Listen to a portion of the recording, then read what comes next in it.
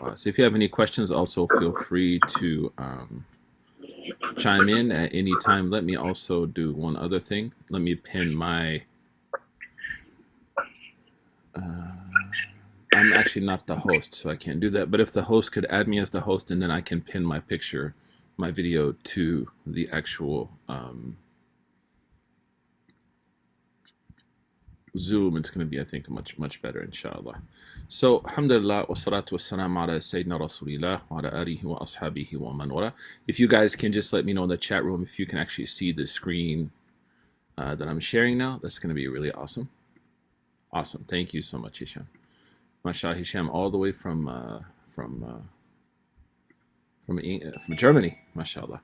So, alhamdulillah, we started this class together a few months ago, and yes, last week we started to do a review because there were a lot of new people here, and we started to talk about these 10 foundational ideas that concepts that scholars like to teach before someone actually gets into a subject deeply.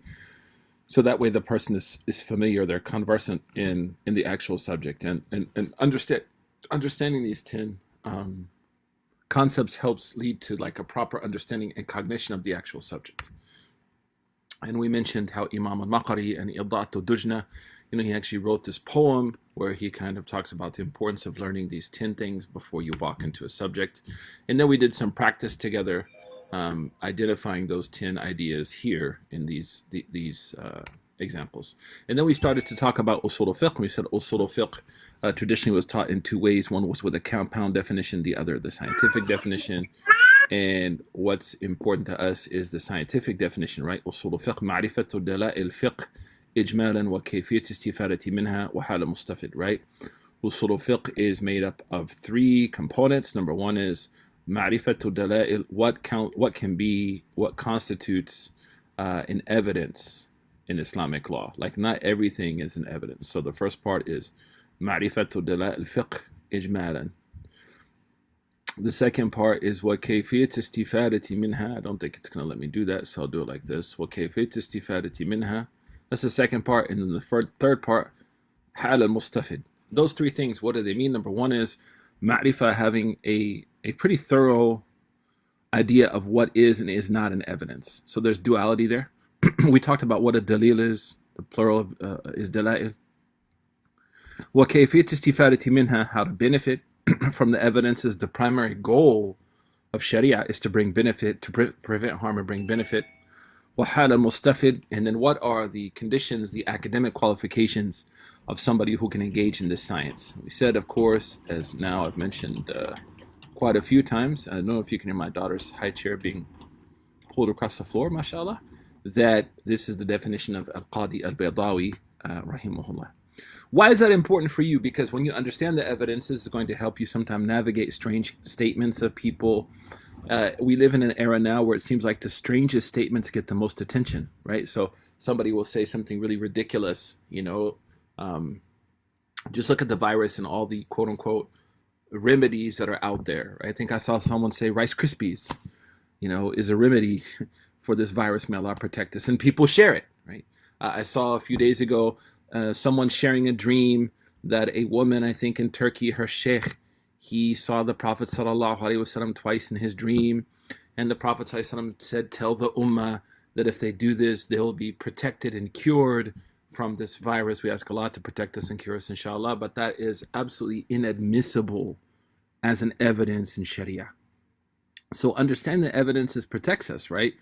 From being exploited, from being the victims of bad interpretation, bad evidences, excuse me. And then the second part was kayfiyat istifadati minha, how to benefit from them. As though benefiting from the evidences of Sharia is something someone has to learn. And also that's important to us because if we look recently in some different iterations of Islamic thought and ideas, whether it was ISIS or whether it's like really, really unhinged liberalism, we see that the evidence is usually not the issue, it's the how the evidence is employed. وَحَالَ الْمُسْتَفِدْ, and then who is the one who qualifies, who can actually use these evidences, what is the academic requirements, and then what about the person who doesn't, what is the role and the interaction between the two, between the scholar and the non-scholar. And then we went through like the genius, not genus, of Sayyidina Imam al-Baydawi. We talked about dalil, and then we talked about the evidences. The evidences that most scholars agree on in the Sunni world are four: Quran, Sunnah, consensus, and analogy. Right? Quran as a source of evidence, Sunnah as a source of evidence, consensus as a source for evidence, and analogy. We'll talk about each of these in the future. And then there are evidences which people don't agree on, like istihsan, right? Like a precedent, a good precedent. Masalih and mursala, when people start to do something good for which there is no evidence. Is the masalih mursal, meaning mustamir? Does that benefit continue since there is no textual support or not? This is an evidence used by Imam Malik, rahimahullah. Custom as something which can come in and shape a ruling. Custom does not legislate, but custom, can we say, talween al-hukm, right? It can color and bring like a feel to a ruling, how a act of religious guidance is implemented. The sharia of those before us, so the previous religious communities, is their sharia admissible as a dalil? Some scholars said yes, some scholars said no. The law of precedent, not or of, and the actions of the people of Medina. So on the far right, you can see, and there's more than this, right? That the evidences which people differ over that can be used as evidences for fiqh are far more than those which they agree upon. So it's very important that when we say ma'rifatu dala'il fiqh, the first part of al-Baydawi's definition, understanding the evidences of fiqh in a general way, some of those evidences are agreed upon, and some of those evidences are not agreed upon. And that's very important to know.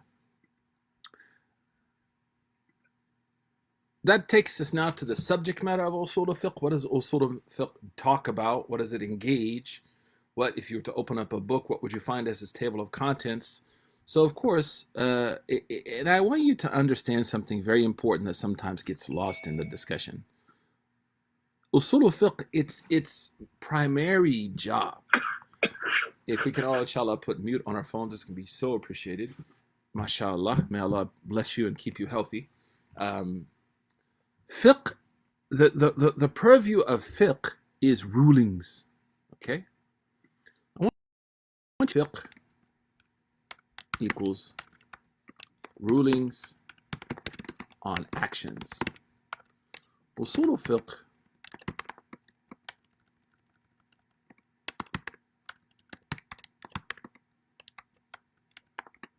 I forgot how to type. Usul al Fiqh deals with identifying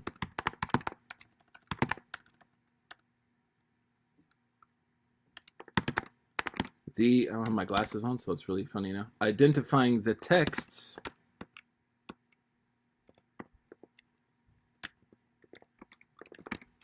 that imply, man, this Apple keyboard, the legality of an action. Meaning, Usul al Fiqh is worried about texts and sources of rulings, text and sources for what a ruling may be. So fiqh is the outcome of Usul al Fiqh. That's how I want you to think about it. So fiqh, its primary purview, to make it simple, is texts and sources of rulings.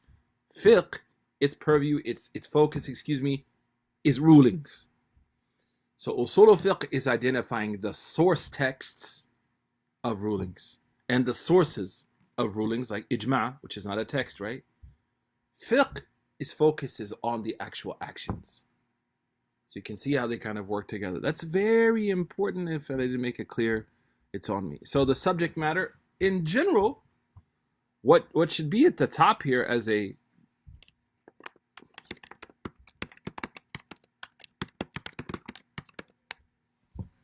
sources of Islamic law, how to use them and who uses them. What are some of the subject matter that you're going to find in Usul al Fiqh that we're going to go through? Rulings, evidences, the mujtahid, the person who can now independently extract legal guidance from the texts, The Sunnis have a very serious problem here because in some of the neo-traditional circles, they'll tell you there's no mujtahid left. This is an absolute disaster.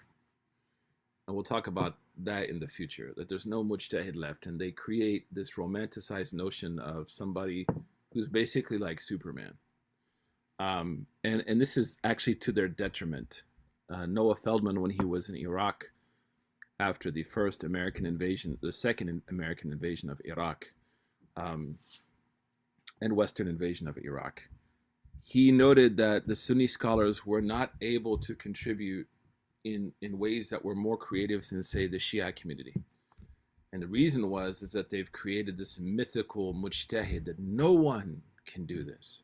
So if no one can do this, then you can't complain if the religion is not able to address and deal with contemporary issues. And we'll unpack the balanced majority opinion on this issue in the future, inshallah ta'ala.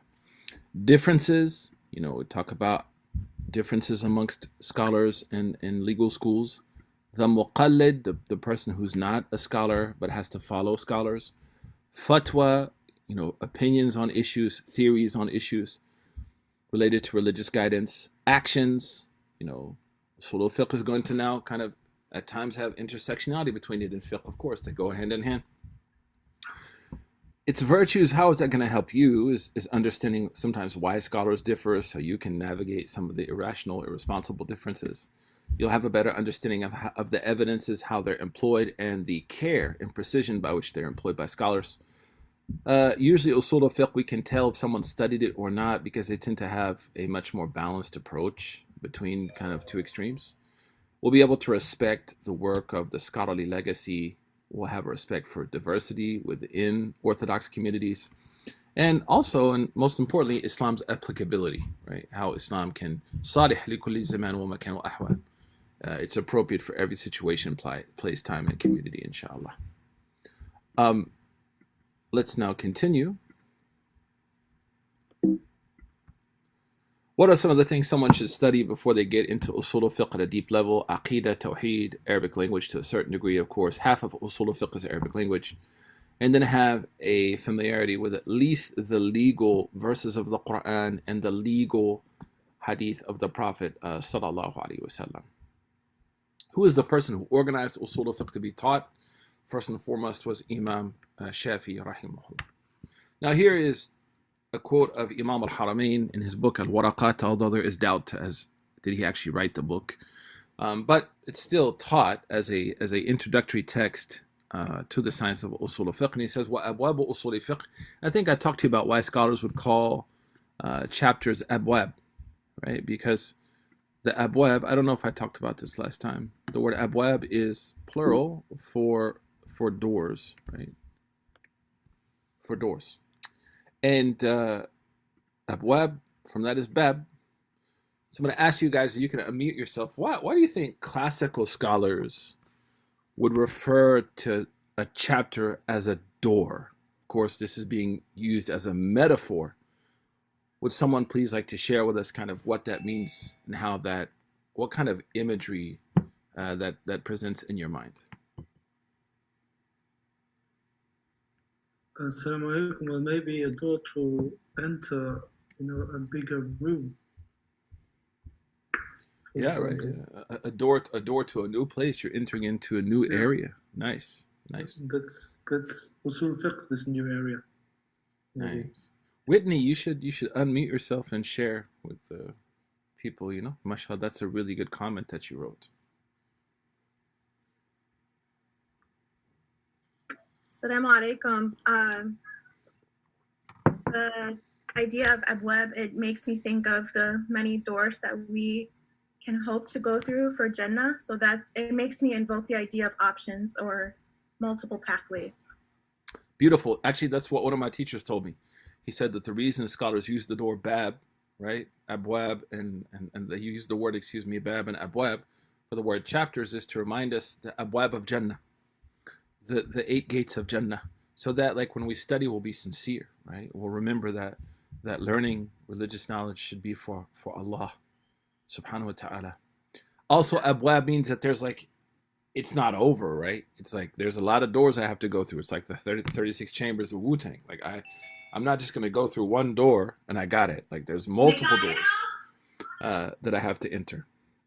Another thing that I heard from someone that I thought was nice is in the old days, when you think of the word bab, you think of entering into someone's domicile, right? Into someone's dwelling.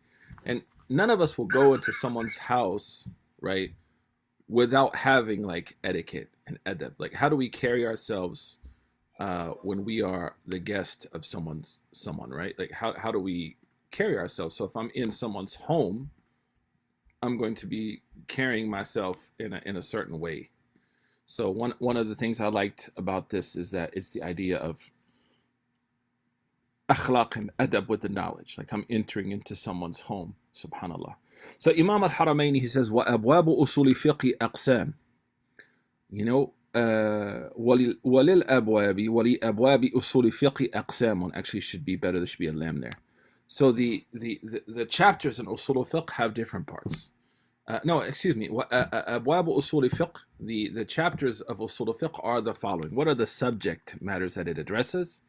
We'll look at them here. And again, I left my glasses upstairs, so I may be not seeing as best as I can.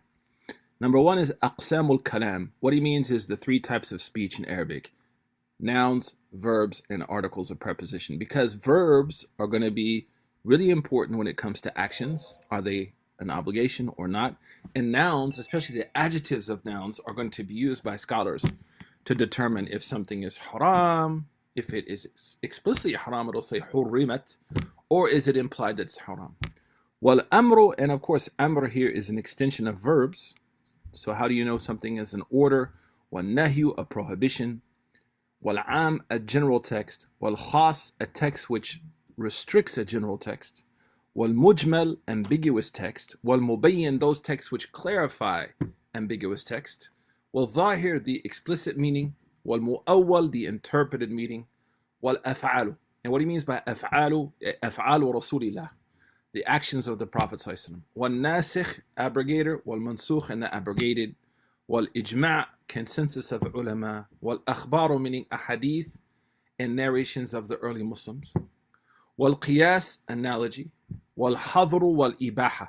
What he means by wal hadru wal ibaha, we talked about this before, is the origin of things prohibited or permissible. What tartibul adilla, and what that means is that when someone is answering a question, when a scholar is answering a question, there is a methodology that he or she will employ to give certain evidences preference over others. Wasifatul mufti ay shurutul mufti. What are the qualities of a mufti? What are the academic requirements? Wal mustafti, what is the responsibility of the questioner? And I love how Islamic law and Islamic sciences in general always have this duality, right? The responsibility of the teacher, but also the learner has a responsibility. وَأَحْكَامَ الْمُجْتَهِدِينَ, again, الشُّرُوط الْمُجْتَهِدِينَ, what are the conditions and what are the dawabit, what are the principles which are going to guide the process of ijtihad. Ijtihad means when there is no text, or when there is a difference over what a text means, and there's no precedent, someone has to come in and like answer that question, right? That's called ijtihad. And we're going to talk about that inshallah ta'ala in the future. So now we're going to start our first discussion on the rulings. And if we think about the 10 introductory kind of points that we talked about earlier, the first one was its name, its definition, excuse me, and then its subject matter. And the first subject matter related to Usul al Fiqh is going to be al-ahkam. Ahkam is the plural of hukm, like fi'l, af'al, hukm, ahkam.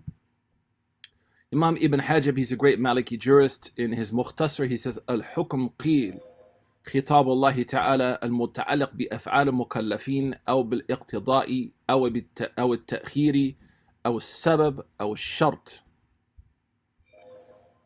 So he said that al-ahkam, that the word hukm is khitab Allah. The word khitab here means the communication, right? Like khutbah.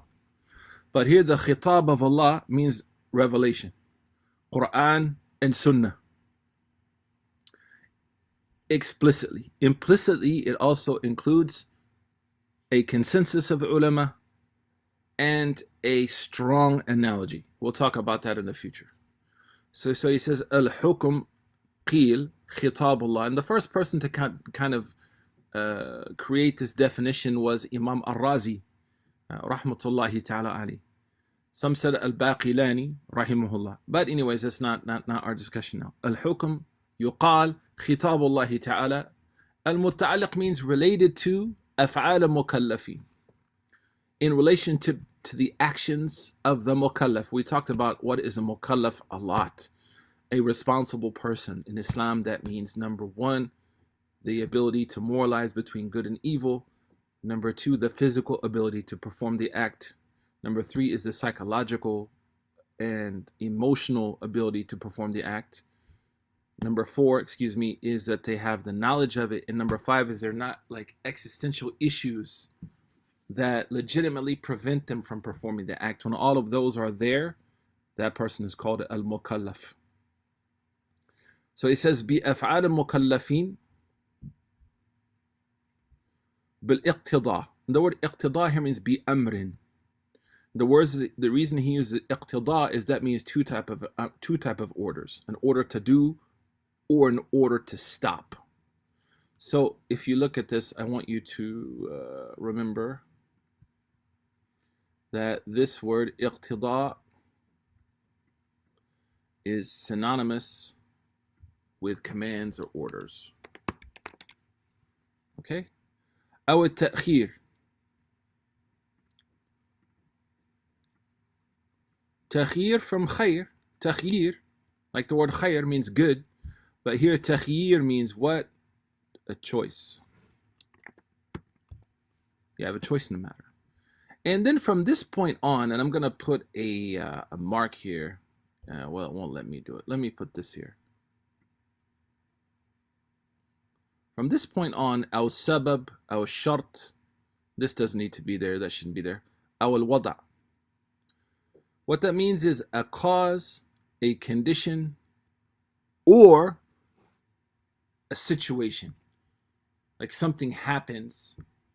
For example, the sun sets in the sky. Right? هذا هو الوضع. There's another opinion, and this also makes more sense to me, is that wad is like contractual agreements. We'll talk about that in the future. But what I want you to know now is that these three, sabab, cause, conditions, or circumstances, it's a good way to translate al-wad, these all fall under one type of ruling.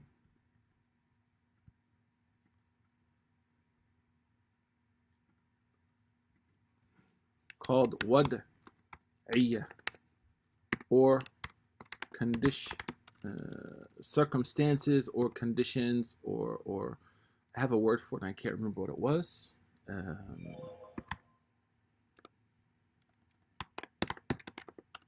Conditions, causes, or instances. All right, those all are called what's called ahkam al-wada'iyah. Let me see if I can do it here. Yeah, al-ahkam al-wada'iyah. The first, and this is what we're going to talk about today, inshallah, al-iqtida wa takhir, these are not called wada'iyah. These two, because within them actually is 5 rulings. These are called ahkam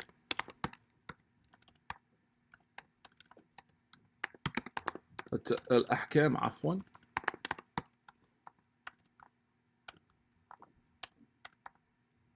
Goodness gracious, I don't like this Apple keyboard at all.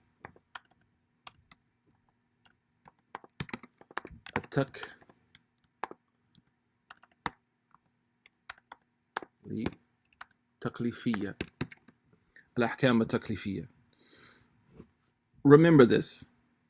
Iqtida and takhir are what's called the rulings, or the rulings of burden. Taklifiyya means responsibility or burden.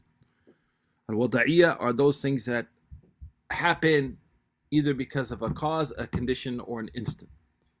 And each one has their own kind of terminology, although they tend to intersect, and I'll clarify that for you again.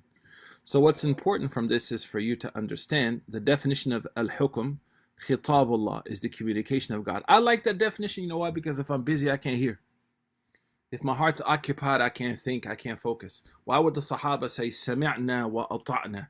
We hear, Sami'na khitabak. We hear your communication, wa ata'na amrak. And we obey your order. But if I'm busy, if my heart is occupied, if I'm not spiritually where I need to be, I may have muted out the khitab of Allah in my life. I may not be a good listener. And that's where spirituality comes in play. The goal of tasawwuf, right, is to position someone where they're able to hear the khitab of Allah, that they obey Allah subhanahu wa ta'ala. Let's talk about the rulings now in greater detail, inshallah. The first is we talk about orders. And we're going to talk about how do you know something is an order, iqtida, an order to do or an order not to do. Sharia really rests on what's called fi'l wa tark. Doing something, not doing something. So for example, aqimus salah. This is an order. You must establish prayer. I really believe there should be an usuli translation of the Quran. It could be done in colors, right? So like aqimu would be like red, meaning you have to, wajib. Aqimus salat. The second is a command or an order to refrain. La taqrabu zina. So I want you to remember this. And we just talked about that a second ago. That in order to perform, or in order to abandon or refrain, both of these are called iqtida.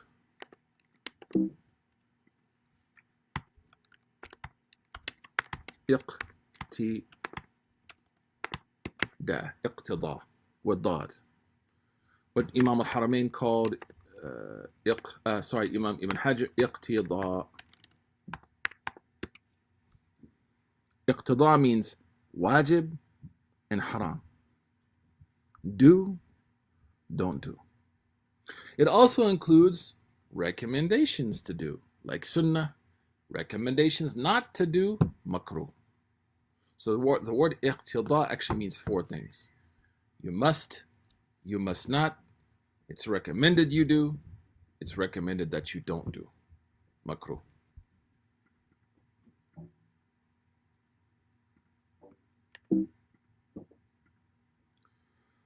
Choices, the permissible. Ibn Umar said the Prophet ﷺ used to race horses. Nobody would read this in Arabic and assume that racing horses is sunnah or that racing horses is an obligation. It's permissible. The dislike to Abu Hurairah said that the Prophet ﷺ said none of you should pray with his shoulders uncovered. He didn't say your prayer will be invalid. He didn't say you're going to go to hell. There's reasons that we know it's makruh. We'll talk about that in the future. But the point is that ibaha and karaha, the texts themselves, not the actions, right? We want to avoid thinking about these as actions. I want you to look at these as text. Aqimus salah is a text which commands to do. La taqrabu zina is a command which orders me to refrain from doing. That's how I want you to think about this now. A good way to measure if you're teaching the class correctly is the questions that you get, are they fiqhi or usuli? If they're fiqhi, that means you may have failed to explain this correctly. That usul al fiqh is concerned about the implications of the text. Fiqh is worried about the action. Okay? So a permissible text, the Prophet raced horses. So that text, I read from it, the Prophet is saying, believers, you must race horses. Believers, if you race horses, you're going to go to hell, or don't race horses. It's just, there's no order, there's no command. Abu Hurairah said that the Prophet said, none of you should pray with his shoulders uncovered. What's understood from this, how the text is phrased, as well as the other texts that speak to this issue, that this is disliked. The text is showing us that it's carrying the meaning of disliked, a disliked action. Al-Wad'iyat, I forgot to mention something about Al-Wad'iyat. So those were called Ahkam al-Taklifiyya. the last three when he said أو سبب أو شرط أو بالوضع. The second type of ruling that we talked about are those related to situations, and those are divided into three now, just to keep it easy for you. Number one are those things which restrict or prohibit an act from happening. For example, menstruation prohibits salah, fasting. Causes, for example, like a contract, it's a cause now for sexual relationship. Timings are causes, right? For example, Salatul Dhuhr. Human realities, like now the coronavirus is going to be brought into this discussion, are going to what's called Tasqit al-Fara'id bi wujud al-'adhr al-mu'tabar, right? That certain obligations can be changed, or reshaped, and adapted, or even dropped if there are serious existential threats to the person who may perform them. Number three are conditions, like the conditions of a contract, like a prenup, right? People want to, before they get married, they want to put conditions in the contracts. Al-Muslimun ala shurutihim. Then as soon as they sign that contract, those conditions now become binding upon them. So if we look at these texts, right? Hajj is an obligation upon people who can do so. وَلِلَّهِ عَلَى النَّاسِ حِجُّ الْبَيْتِ مَنِ اسْتَطَاعَ إِلَيْهِ سَبِيلًا. What does that mean? It means that text is telling us Hajj is, the text implies that the text carries the meaning of obligation. Then whoever is sick or traveling can make up those days at any time. فَعِدَّةٌ مِّنْ أَيَّامٍ أُخَرٍ. They can make up those days when they want. The meaning of the text is permissibility. There's an order to make them up, but the application of the order, so there's two things in this text, right? فَعِدَّةٌ, make them up when you want. So there's a component of the text which is a command to make up for the days, but then there's a permissible component you can choose when you want to make them up. The Prophet said, "Summa li ru'yati wa aftiru li ru'yati." Fast when you see it and break your fast when you see it. So now the moon, we understand this text is creating a conditional relationship. It's a conditional text that if that condition happens, then there is an obligation. Eat and drink, kulu washrabu. The text means you can eat and drink. It's permissible. Suckling prevents what family relations prevent. Yamna'u. So this is a mawani'. So the text clearly implies something which is preventing something from happening, which would be marriage. The Prophet ﷺ ordered a young man, Sammillah. So the text, Sammi, the form fa'il, it implies that the text carries the meaning of an order. And this is, of course, is for an example. The fornicator, male or female, lash him 80 times in the Quran. Here, this is a command. The text carries the meaning of command. Quickly, inshallah, before we stop, because there's quite a bit of information, let's talk about the types of rulings. So what have we done so far? We introduced Usul al Fiqh. We talked about the subject matter of Usul al Fiqh. We said that the first subject matter is the ruling. We said that rulings are the communication of God, and it's going to be communicated to us either through commands, whether definitive or negotiable. So definitive is wajib, haram. Negotiable is sunnah or makruh.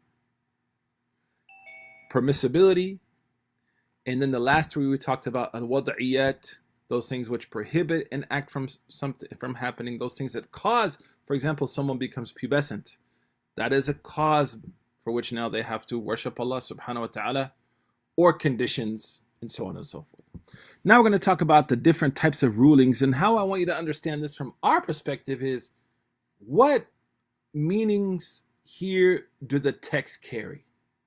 Is the text carrying the highest intensity of performing an act, which would be ijab?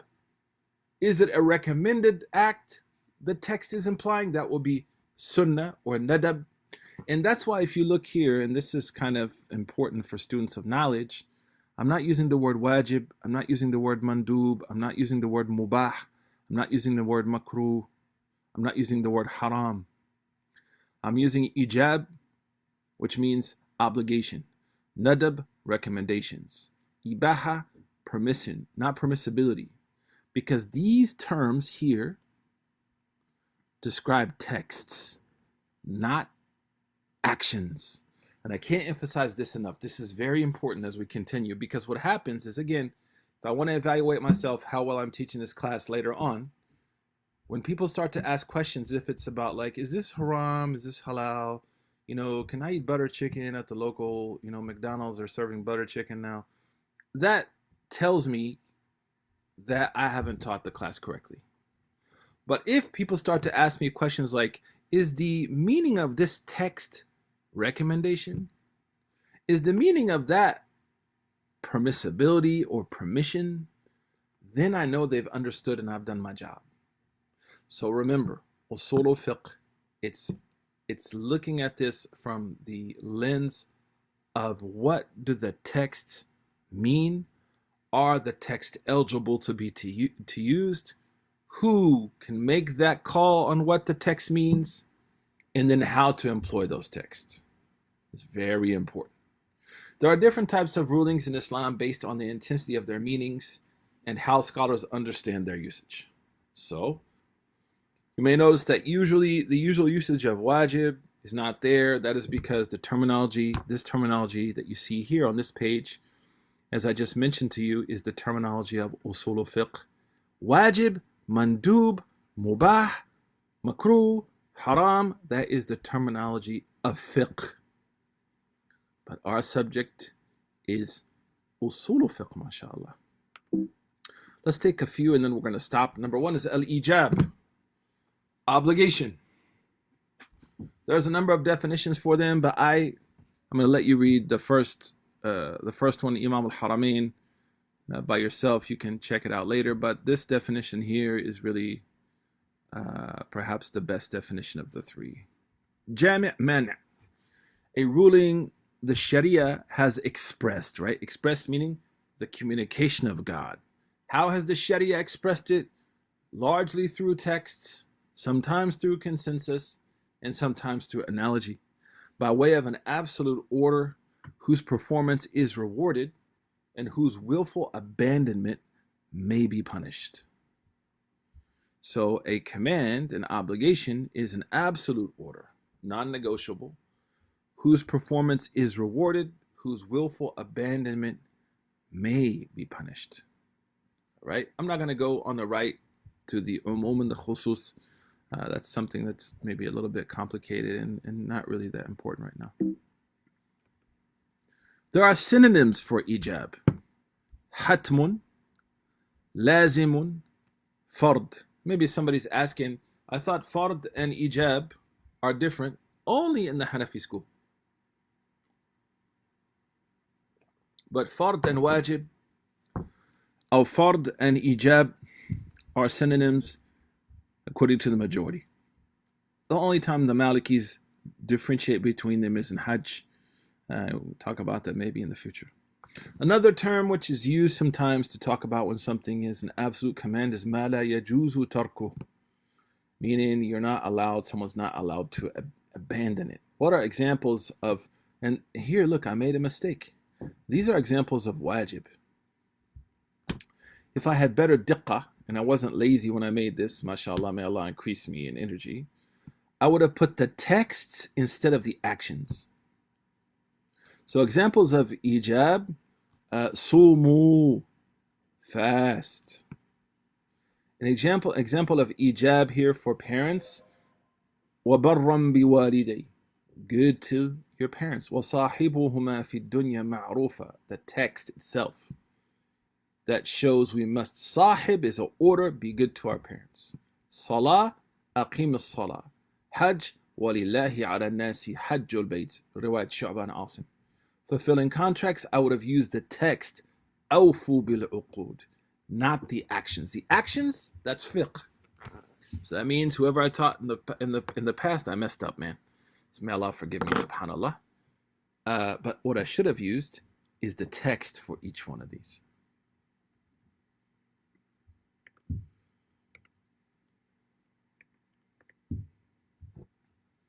Recommendation, what you know as sunnah. Imam al-Haramain said, whose performance is rewarded and whose abandonment is not. Another definition, this is not my definition. I don't know how my name got there. A demand that the Sharia has expressed by way, oh, that is my definition I wrote for my class. A demand the Sharia has expressed by way of encouragement, a non-absolute order, whose performance is rewarded, whose abandonment from time to time is not punished. So if you look at that, it's a command, but it's not an absolute command. So therefore it's considered nadab. All right. Permission, and we're going to stop here, inshallah. We can take your questions. A permission, a text which implies permission or permissibility, is one whose performance is not rewarded. Again, this is talking about the actual act. If I was going to redefine this, I would say a Sharia-based permission, right? Meaning that either the Sharia clearly expressed it was permissible, or, and this is very important, the Sharia did not say anything about it. So here, I'm going to correct myself. I'm going to give myself a failing grade as a teacher because this is not good. This works. The absence of a demand. Adam al-iqtida. But again, that's not complete. Like somebody reads that, doesn't really know what it means. But perhaps we could say that permission is a text which expresses the permissibility of something or the absence of a text. Because we have a very important principle that says al-asl fil ashya'i ibaha fima yanfa', that the foundation of all actions which are not addressed in Sharia is that they are understood to fall under permission. Permission. We're going to stop here, but let's look at the synonyms before we jump into it. Jaiz, halal, la junaha alayhi. If you have any questions, we can take your questions. If not, mashallah, it's been nice to spend some time with you guys. I hope that all of you, inshallah, are doing well. Jazakumullahu khairan. If you have any questions, feel free to jump in. And let me just review what we talked about. We talked about Usul al Fiqh. We talked about the 10. We talked about the definition of Usul al Fiqh. We talked about the subject matter of Usul al Fiqh. And the first one was rulings. So now we're unpacking rulings. We noted that rulings fall under those things which are commanded, those things which are for you to choose, permission, or those things that are related to cause, conditions, or prohibitions. And then we start to unpack how do we recognize the order? What does the order mean? What does a prohibition mean? And then that took us now into the ahkama taklifiyya, right? The first 5 texts, right? The implication of the texts being a command, a recommendation, or something being permissible. And then we talked about how we recognize each one. If you have any questions, we can take them. If not, mashallah, we'll see you guys next week. This is actually on my Facebook Live now. So if you want to go back later and watch it, feel free to do so. And it's important to note that the ICNYU has a host of amazing programming happening during the coronavirus episode in our life. So be sure to sign up at the ICNYU at icnyu.org for all of the amazing programming that they're running right now.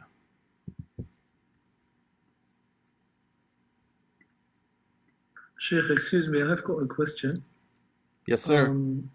In case of using Usul al Fiqh, why don't there are some people who don't use this method of Usul al Fiqh. I made a mistake when I started practicing Islam. I came to some people, who didn't use this method, and the first thing they told me when I asked them about Islam, they told me to quit my job because I was working at the media industry. They told me to quit my job before practicing Islam. So why are not, all people using this method? Because I think it's very simple to use, especially these people who claim themselves to be, preachers or things like that. Yeah, I mean, I think number one, Usul al Fiqh is a science someone's going to study like in law school, in a Sharia kind of seminary situation. So I don't think it would be fair to expect everyone to know these things. But at the same time, I do believe that people that are on the front lines of service, ideally, because usually those people are volunteers, right? We don't have a system of creating professional educators in the West. We have like Zaytuna, which is creating academics for the university. We have a few others that are creating like scholarly roles, but we need someone to also create public intellectuals. Where are the public intellectuals? Where are the poor righteous teachers? The people that are going to be with the masses. I believe that those people, whether it's youth volunteers, whether it's the people acting sometimes on behalf of the imam, they have to have a background in Usul al Fiqh. If not, they're going to do a lot of damage. Anam has a great question, mashallah. Is sleeping considered an act of worship? Absolutely, because, and I talk about this in the class I teach at my school at Swiss, Imam, and it's actually on YouTube right now, the first two, and I address this in the second lecture, Imam Asyuti's lectures on Orthodox Sufism. One of the things he talks about is how the permissible acts, like sleeping, Anam, if we have the niyyah, become a means of worship, mashallah. So Ahsan is asking, why do we understand it's discouraged? Because of the way the Prophet phrased it in Arabic, right? It's understood through language. And the fact that Sahaba prayed with their shoulders shown. So we know if it was forbidden, they wouldn't have done that. Right? So it's understood to be makruh. No, these are good questions, by the way. These are questions that you want to ask because you can't really have usul al fiqh without its application, right? Application of usul al fiqh is going to be fiqh. So don't be shy, but it's my job as a teacher to make you think about the text. So don't feel that you can't chime in and add that component to it, inshallah. Ask Allah subhanahu wa ta'ala to bless all of us and to help, inshallah, find a cure for this very difficult virus, and to protect our family and our beloveds and all those that we know. It's a pleasure spending time with all of you, and I make sincere dua and let you know I miss you, those of you who I'm used to seeing every week. I miss seeing your face, and I hope, inshallah, we'll be back to the IC soon, so we can enjoy each other's company. I'm sure there'll be a very different feel, inshallah, once we're able to be back together again. Barakallahu feekum wa sallallahu ala Sayyidina Muhammad. Wassalamu alaikum wa rahmatullahi wa barakatuh.